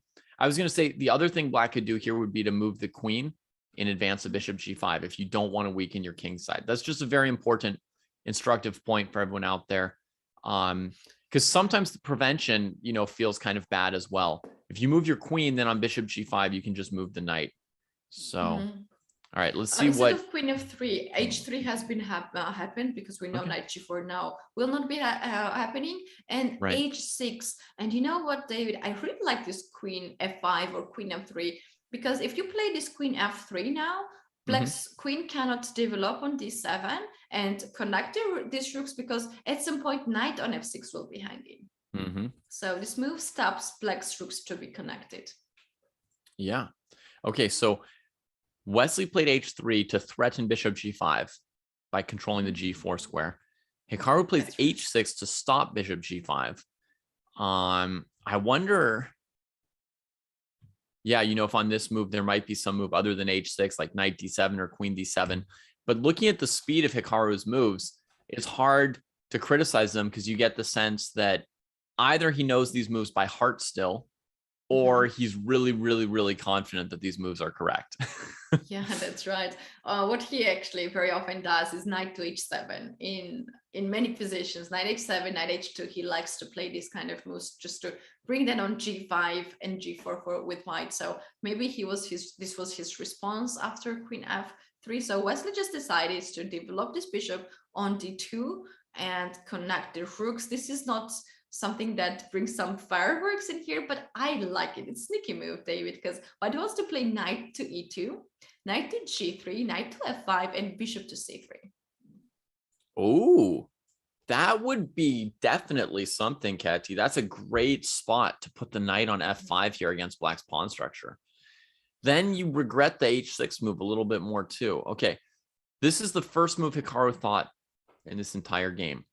40 seconds on this move. He had built up more than an extra minute of time off of the increment from the start of this game here.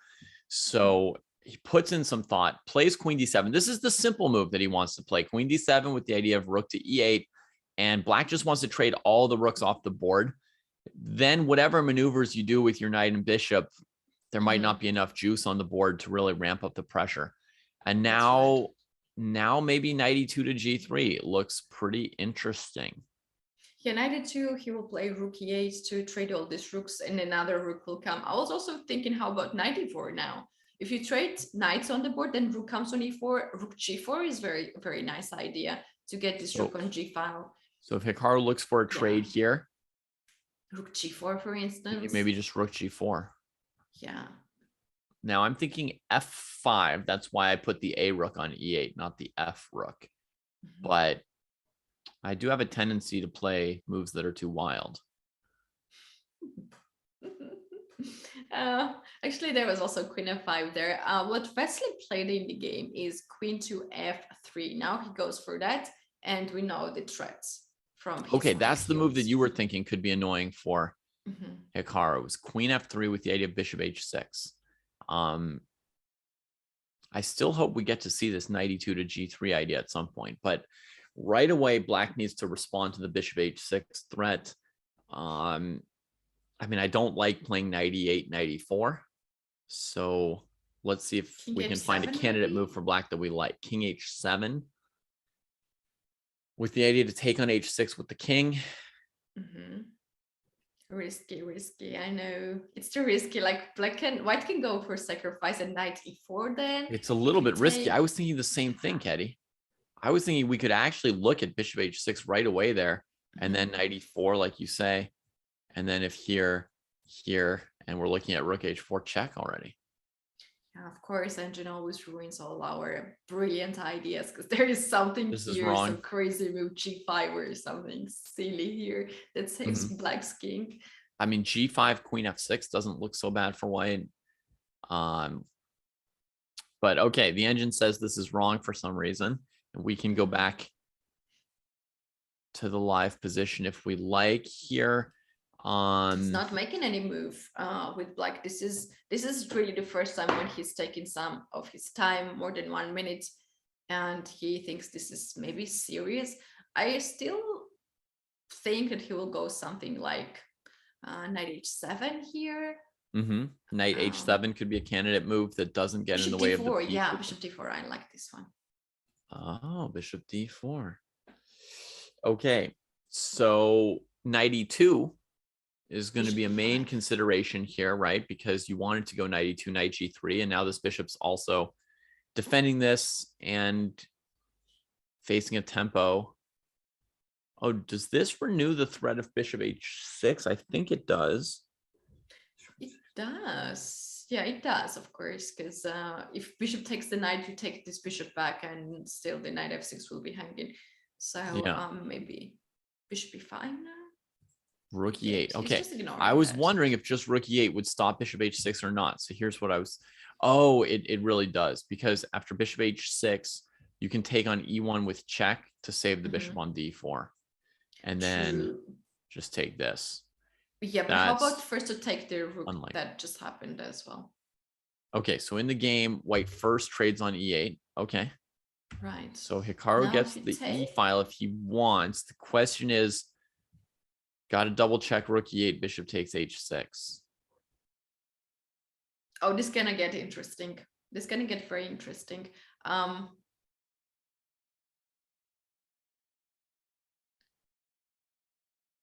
don't know what's going on now. Maybe knight should take the rook.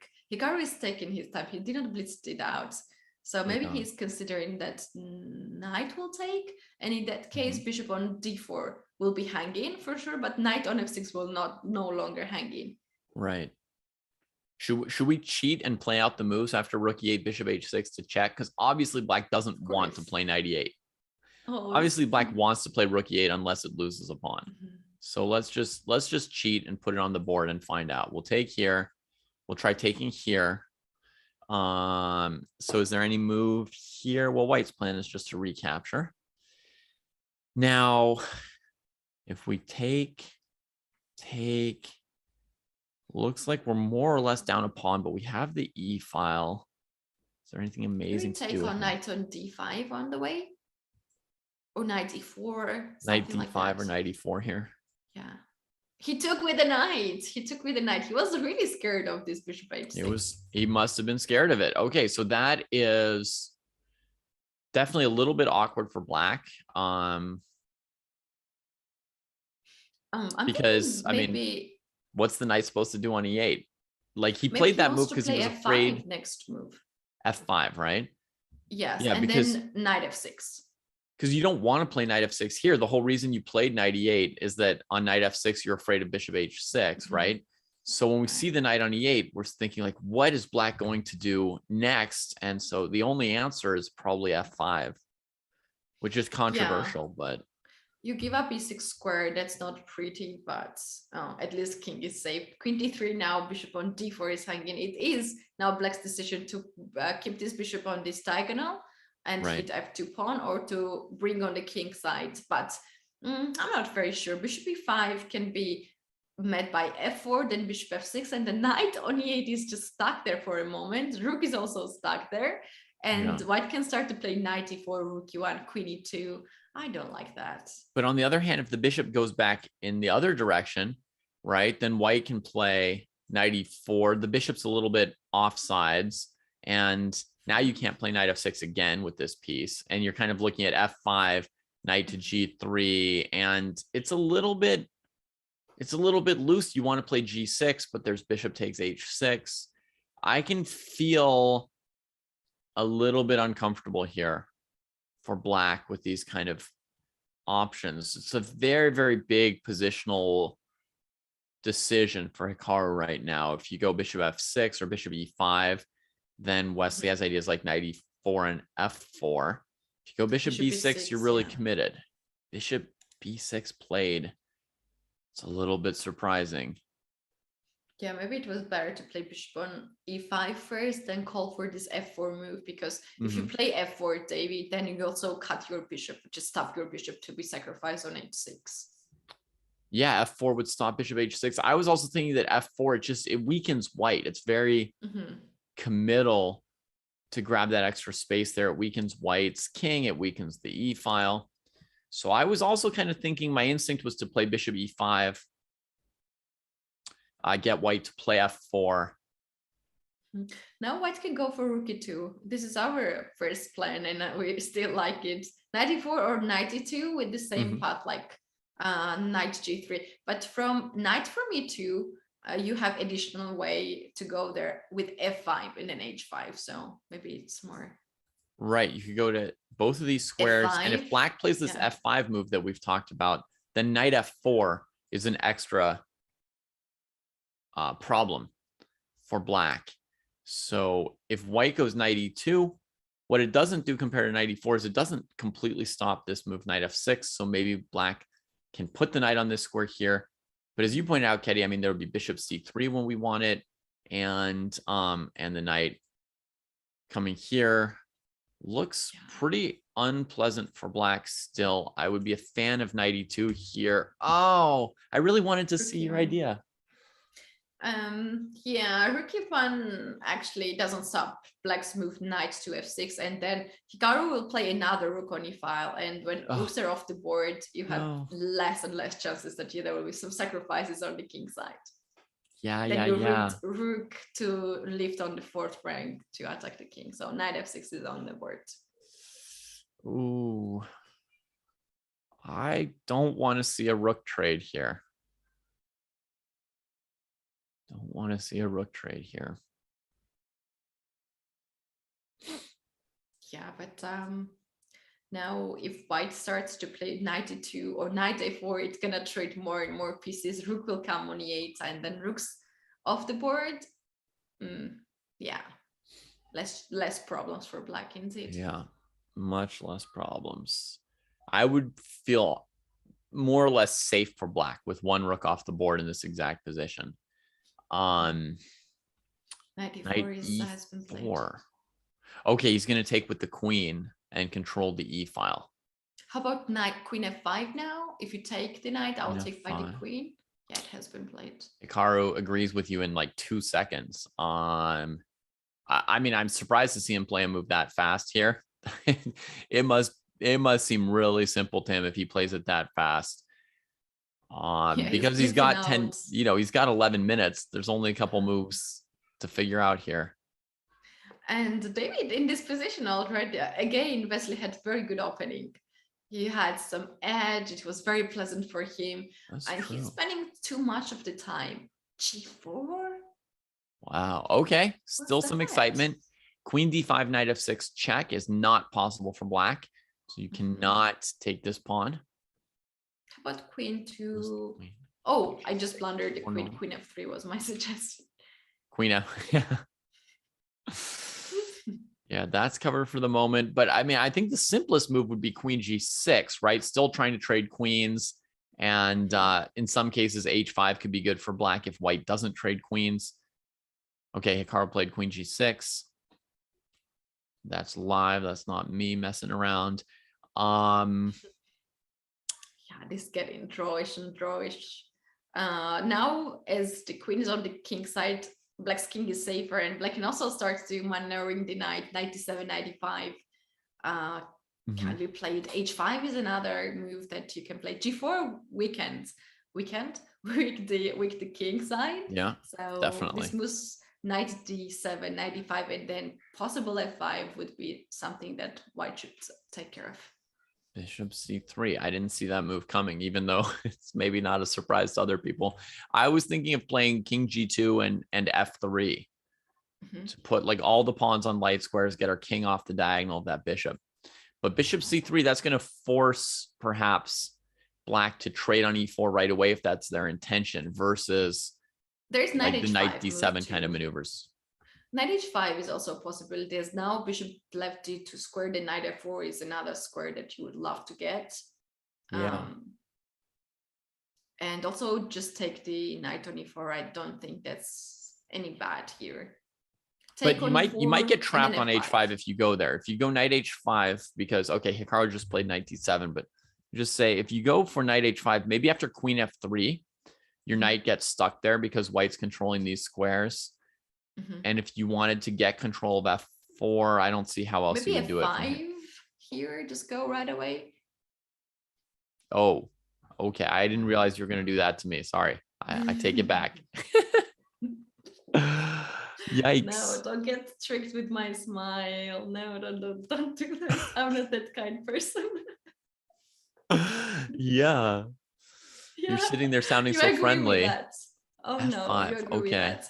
So 97 has happened. Yeah, so 97 happened. Off the board. Let's go back into what they're doing. So Hikaru played knight d7. I could not refute Keddy's knight h5 move, but they're going into an end game here anyway. G6 stopping knight f5. White sort of has the e file for the moment.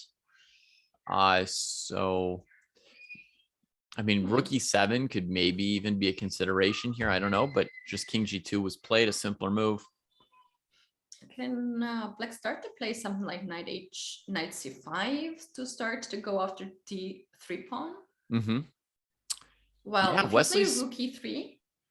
Wesley has taken two isolated d pawns here, doubled isolated d pawns. They look sort of bad. He took them pretty casually, just like, whatever, doubled isolated pawns. Ooh, 95 has been played. He's sacrificed a pawn now. White can take this knight and the pawn, and after bishop d2, there is rook e2, and for now, there is extra pawn. So you're saying we can go here, here, here. If the bishop goes after b2, we can hold that. Yeah. And You can then also maybe play rook maybe rook I even d8. love that. Yeah, rook e7 you would rather try maybe than this. Yeah, let's do that. Yeah, let's go for it. Our pawns are weak anyway. We're not going to spend our time trying to defend them. Let's use the e file, rook e7. This move has some torture potential, I would say. Maybe rook c8, hoping to evict the rook with king f8, king e8. But white can throw away this pawn here and keep an edge, I think. I like that move. Yeah, it's nice. Maybe a little Then edge. attack b7 pawn. You can play knight e4 as well. Yeah. So We're definitely gonna need knight e4 because I'm giving black rook c2. I don't know if this is gonna work out, but we've got a limited time to do something. I suppose you could also play knight e4 first here as white, and on king f8 then play d6. Similar. Yeah, it's possible. And then after c takes d6, then to take on f7 and win the pawn there. But in the game, Wesley went for rook d1. This is a bit passive move, but he has a plan. He wants to play f4 next move and kick this knight back. But now after rook e8, white played knight e4, and the threat is knight f6 fork. Wow. So I'm guessing that the temperature in chat, and I haven't just been watching every single comment, but I'm guessing that the temperature in chat with the queen trade was probably like, oh, they're just going for a draw, you know, another Berlin draw. Let's get ready for the blitz. But that's what I thought too. But Wesley's playing it kind of weird and complicated, right? Taking the doubled pawns and then choosing not to trade on e5 was, again, I think, you know, if he wanted a draw, I think, or if he were okay with a draw, I think trading on e5 and taking the pawn is plausible, right? Like, yeah, black might get compensation for the pawn and hold the game, but you know, to step away from the e file, to step away from that trade is definitely looking for tension, looking for chances. So the position still feels a little bit complicated here. Knight f6, rook e7. 4 is a threat to trap the knight. Can I play? Okay, rook e7 Knight d7 saves the knight. Yeah, if you play f4, the knight is guarded. Yeah.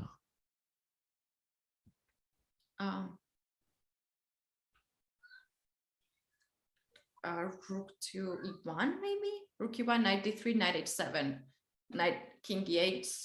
No, that's not good. All right, I'm just going to show it though, because No, don't do it. king can keep this. Yeah, knight f6, and then there's a king d8 in the end.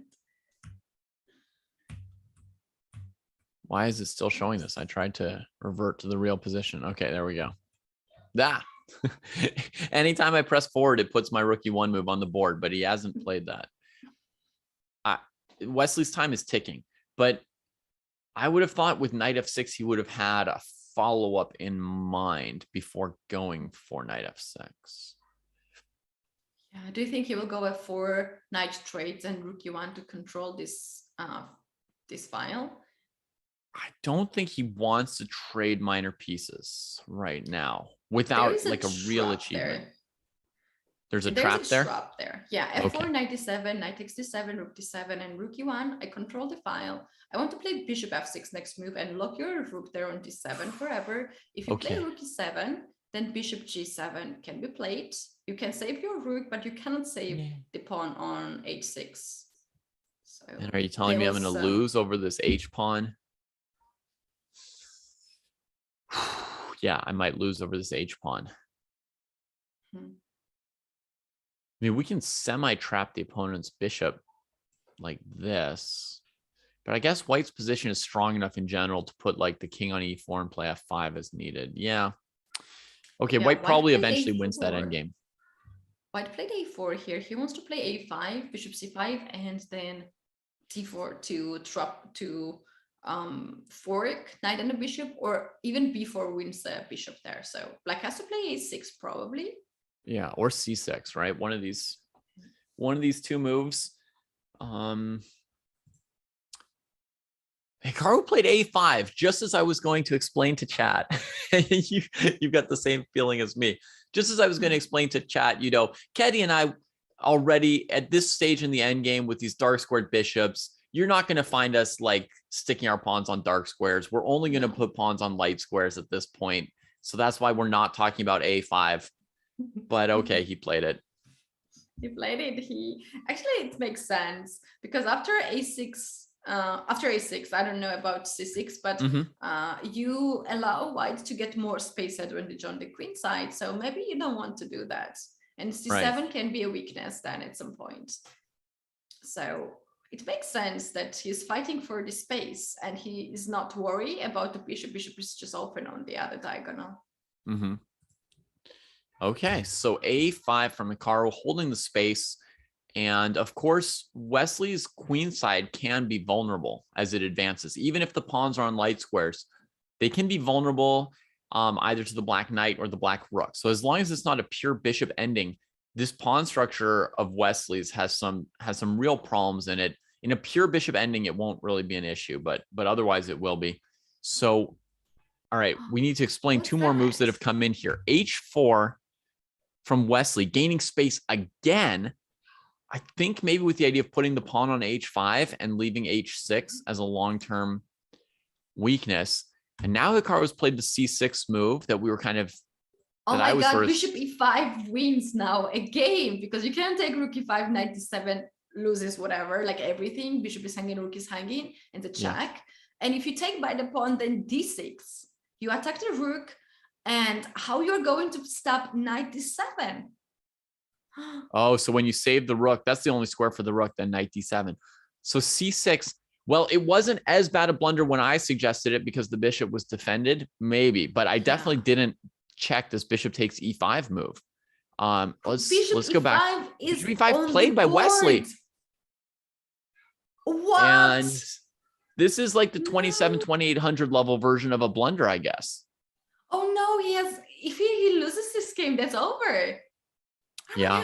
Please. Why? Sorry. Did that? Might not be an Armageddon here. I know Wesley didn't convert a positional advantage last game, but this is too much. Looks like you have extra piece. Like a position that you will never save against Wesley. A knight against one pawn in the end game. If it weren't Wesley, I wouldn't say it's over. These end games can be tricky, but Wesley is probably pretty dead here. Piece. No way. F3, nice clean move, stopping E4 from black. The hope for black in this kind of endgame is a lot of pawn trades. Yeah, starting maybe B5. H5 or B5?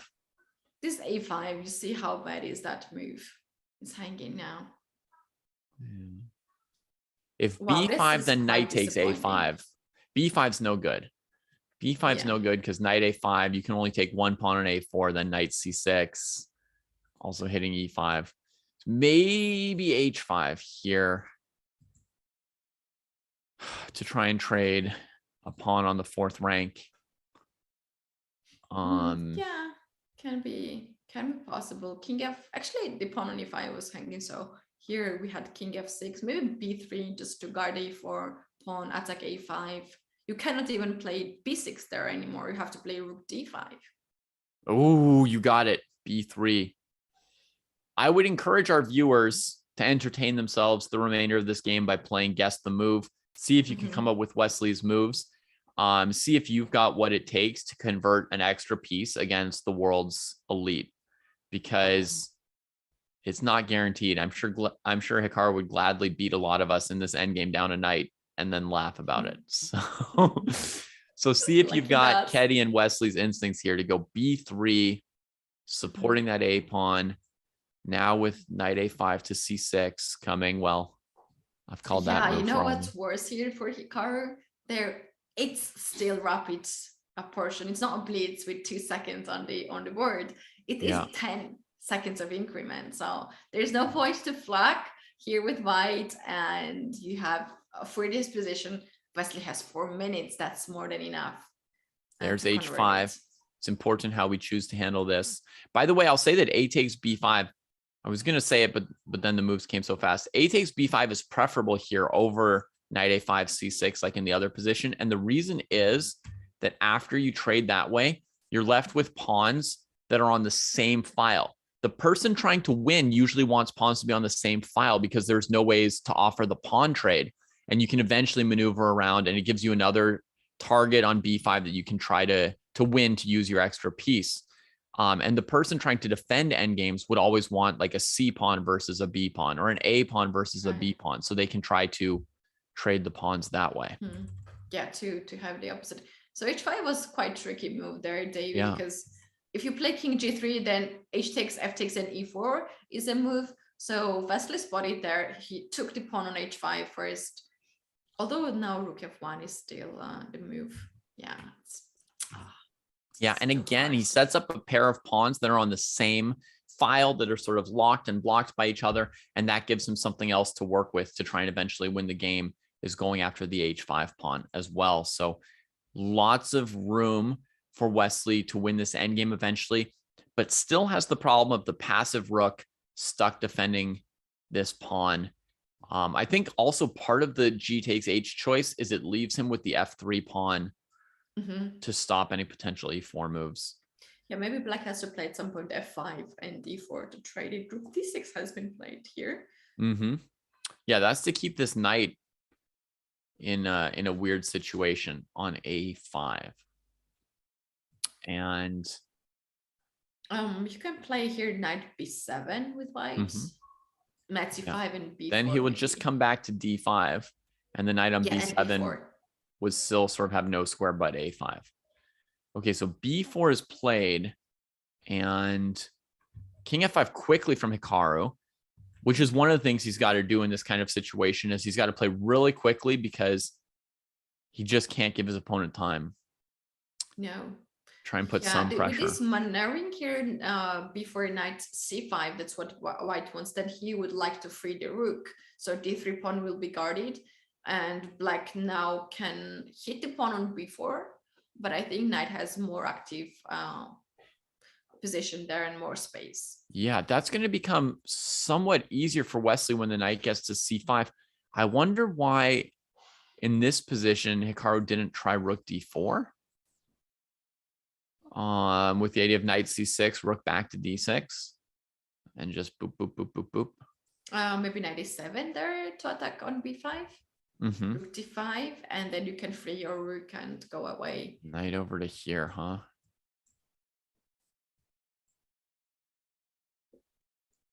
And now you'd be ready, if the rook defends the pawn, you'd be ready to, you know, switch your rook to b1 or c1 or something and try to use this b pawn. Okay, that sounds good to me. Let's see what's happening. King f5, knight b3, knight goes back to a5. Okay. Oh, whoa. This is 2 times repetition. Or not. King was on g3. King was on g3. Yeah, okay. I think the king's coming here to try to free the rook, but there's still rook d4 in this position, attacking these 2 pawns. What's the plan? What's the plan? There goes an h pawn. Can you believe that white's up a knight and they've lost a pawn over the last 6-7 moves? Well, I guess Hikaru, he's so tricky. I know. He's just working with one rook, you know. Oh, and Wesley trades the pawn. I was just going to say, I guess rook c1 to c5 probably still wins here.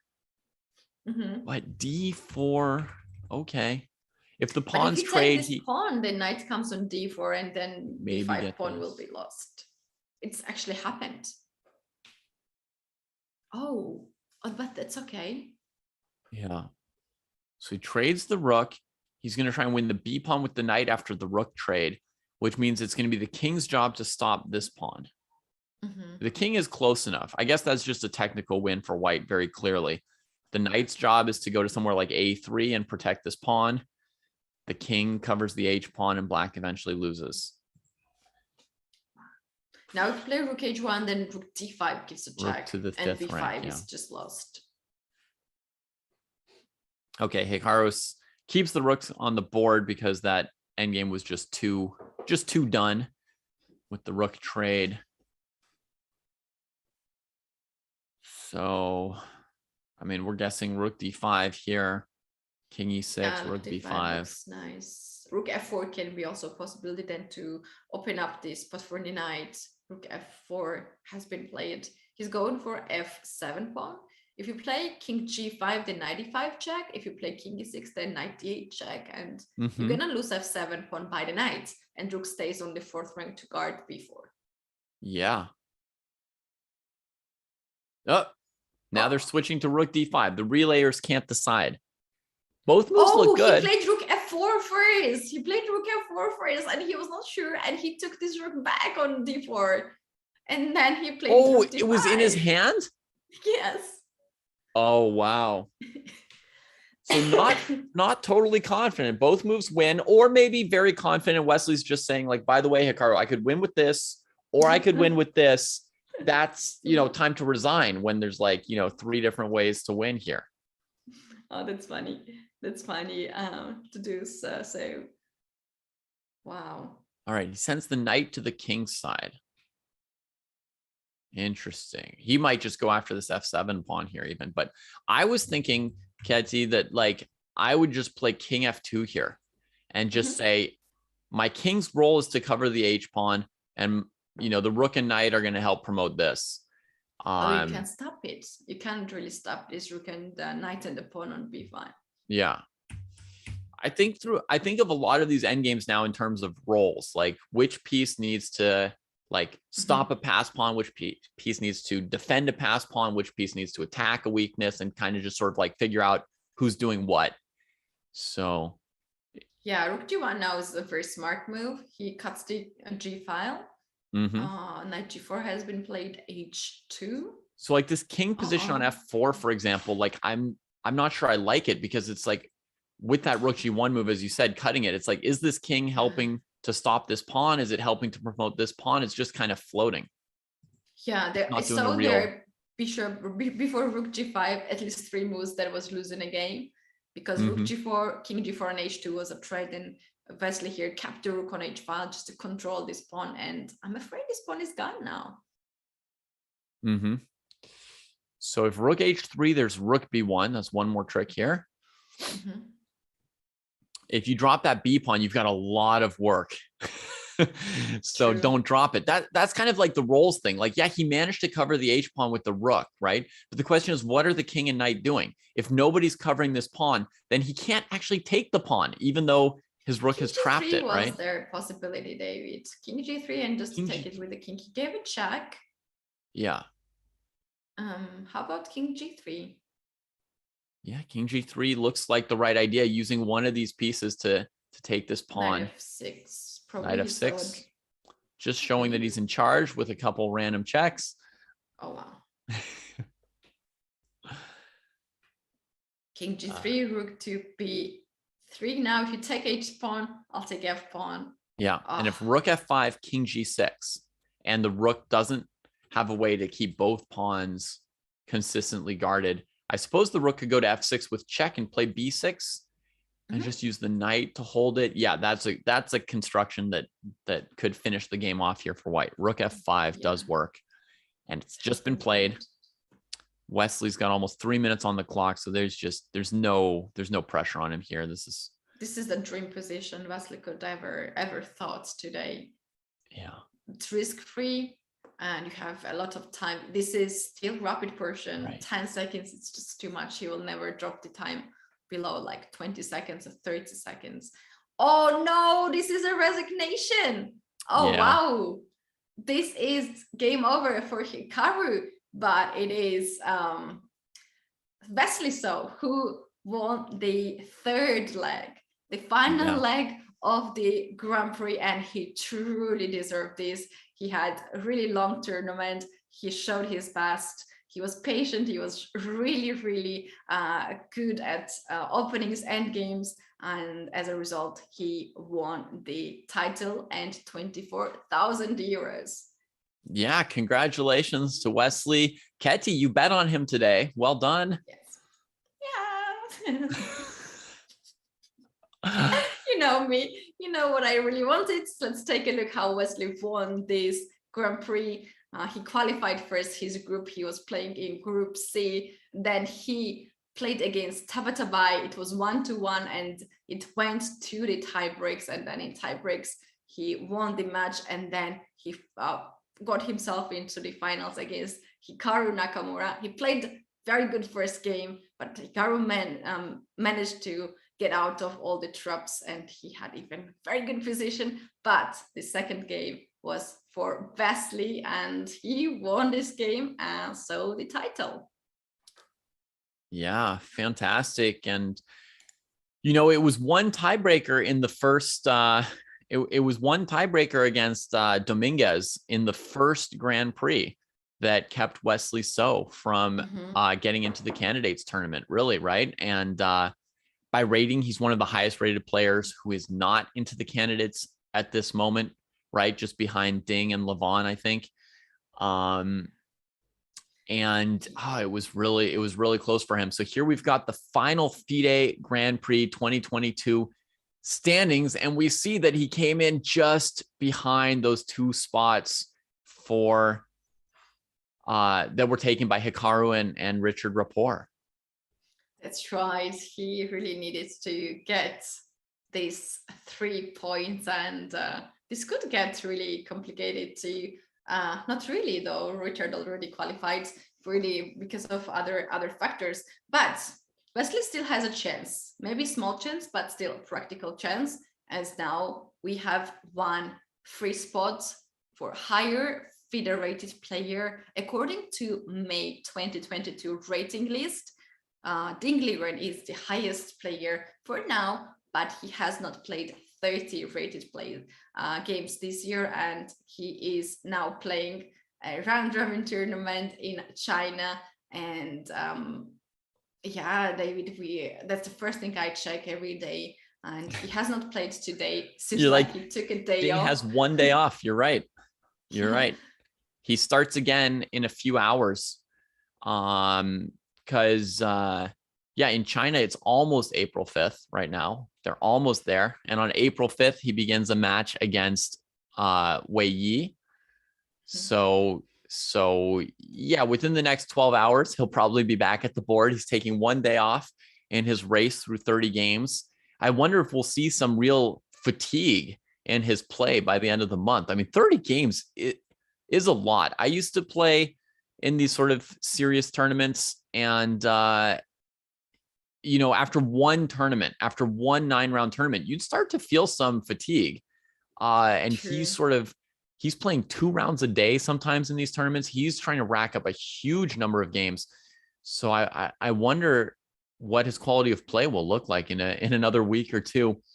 But here, folks, you can see all the players sort of like racing on rating towards Karyakin's place, other than Richard Rapport, who already has a spot.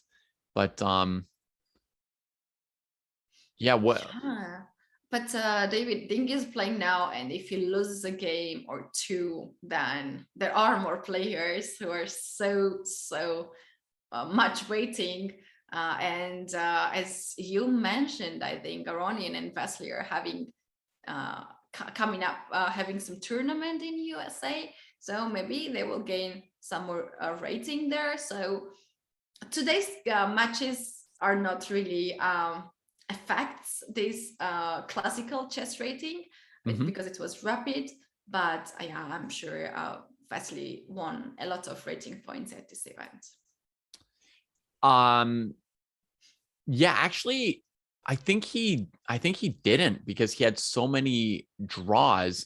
I think Wesley actually lost 1 or 2 points or something like that at this tournament. Because think about it, he had a 2-game match against Tabatabai, which was tied.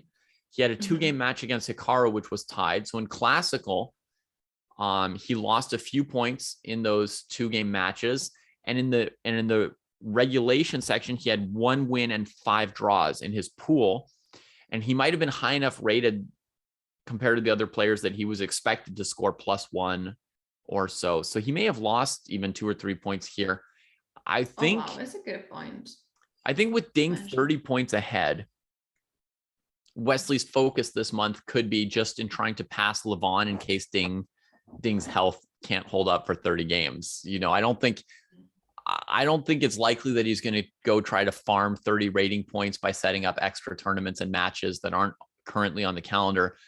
But with the America's Cup, that's going to be a fantastic tournament. He can both try to play his best and see if he can come out ahead of Levon. He would basically have to win one game more than Levon to regain those 5 points that he's behind him in the standings. So I think that would be a pretty reasonable goal for Wesley. Very different than a 30-game sprint, but that's the kind of goal I would set. It's just try to win one more game than one other person, move up one spot.